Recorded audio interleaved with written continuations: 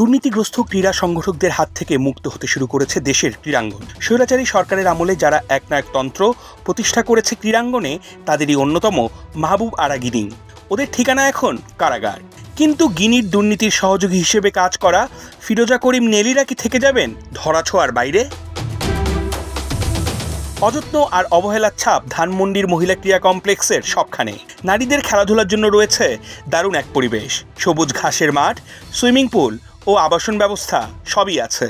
উন্নত প্রশিক্ষণের মধ্য দিয়ে নারী ক্রীড়াবিদদের মান উন্নয়নই হওয়া উচিত ছিল লক্ষ্য, যেন জাতীয় এবং আন্তর্জাতিক পর্যায়ের জন্য তৈরি হতে পারেন বাংলার মেয়েরা। 2017 সালে অ্যাডহক কমিটির মধ্য দিয়ে এই সংস্থাটির সভাপতির দায়িত্ব পান গাইবান্ধা 2 আসনের সংসদ সদস্য ও জাতীয় সংসদের সাবেক হুইপ মাহবুব আরা গিনি। 3 মাসের মধ্যে নির্বাচন করার কথা থাকলেও 7 বছর ধরে আগলে রাখেন চেয়ার। রুটিন মাফিক বিশেষ দিবসে নামকা ওয়াস্তে 2-1টা খেলাধুলার আসর আয়োজন করেই কাটিয়ে দিয়েছেন বছরের পর বছর।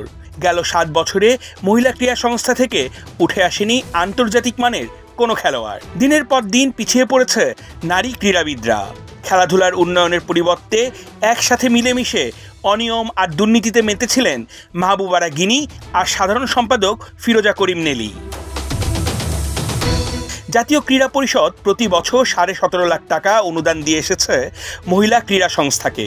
সেই সাথে সাঁতার ও বেশ কয়েকটা ক্রীড়া প্রশিক্ষণ থেকে মাসিক নিজস্ব আয় রয়েছে লাখ টাকার ওপরে। খেলাধুলার উন্নতির চাইতে মনোযোগ বেশি ছিল দলীয় নেতাদের খুশি করার দিকে। রাজনৈতিক পরিচয়, ক্ষমতার দাপট, সেই সাথে ক্রীড়াঙ্গনের গুরুত্বপূর্ণ পদ পেয়ে মাহবুব আরা গিনি ও ফিরোজা করিম নেলিরা মহিলা ক্রীড়া সংস্থা নিয়ে শুরু করেন বাণিজ্য। তৎকালীন প্রধানমন্ত্রীর পক্ষ থেকে যুব ও ক্রীড়া মন্ত্রণালয়ের মাধ্যমে 2022 সালে বাংলাদেশ ক্রীড়া মহিলা সংস্থাকে 10 কোটি টাকা বিশেষ বরাদ্দ দেওয়া হয়েছে। সেই টাকার ব্যবহার নিয়েও উঠেছে প্রশ্ন।